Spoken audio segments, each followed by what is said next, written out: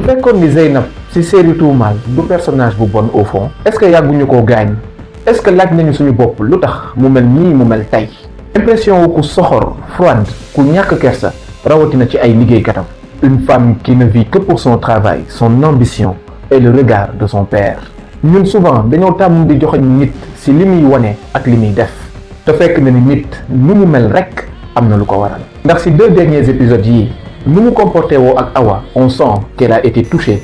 man jeune kase la di jigéen bañ a bon ci àll bi. baax na dinaa wax ak sama papa mais essai bi day continuer disons am nga un mois.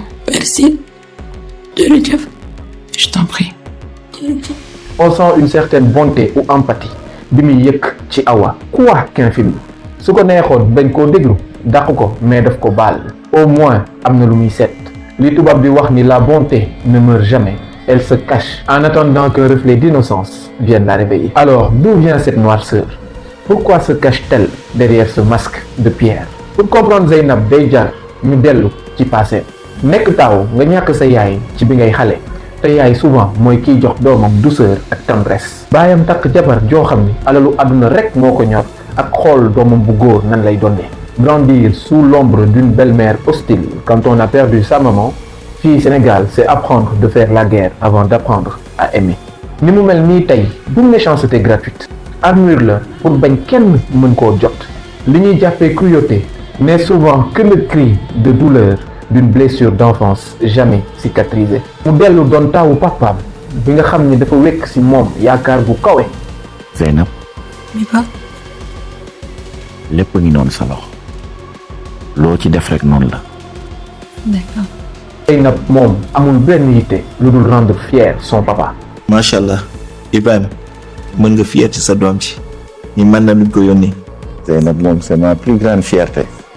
nekk taaw coono la rawatina nga doon jigéen yenu lépp seetlu leen jigéen ñu mel nii bëri jom am fulla te xam li ñu bëgg mën nga leen jéppi ndax seen attitude mais bés boo sëggee ci seen vie tuuti rek déglu leen di nga xam ni li ñu boot moo leen ëpp doole au lieu ñu leen di stigmatiser ku leen may nopp rek lañu bëgg ku leen comprendre ku leen jàppale ndax même suñu ko waxul tout compte fait ay nit lañu. Zeynab s'interdit d'être faible car cette faiblesse décevrait son père te njort naa ni mu mel ak ñi koy liggéeyal ci lii la jóge li papaam di xaar ci moom mu koy xaar ci boppam loolu lay xaar ci ñi koy liggéeyal moo tax mu sévère. Awa laa tudd. Bintu dañ laa sant nga ut jàng. déedéet. kan moo la wutloo. dama yaakaarloowu ma la. raxas ak pompe lañ la sant yamal sa place. kii na dellu fa mu jógee.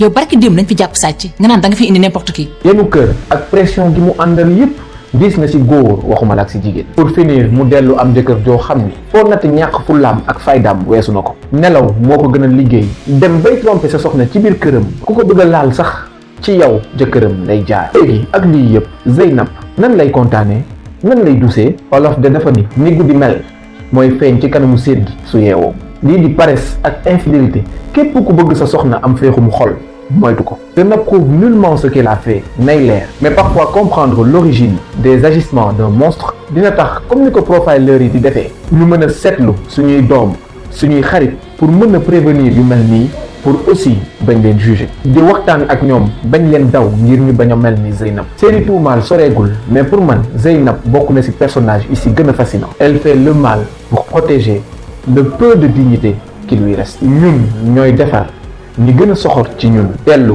di leen juger te duñu leen jéem a comprendre. nañu bàyyi xel ñi ñu wër ndax am na ñu soxla ndimbal am na ñu soxla une oreille attentive nañu leen di seetlu di leen bàyyi xel ngir yàlla te bul fàtte sooy seetaan deel jàngale.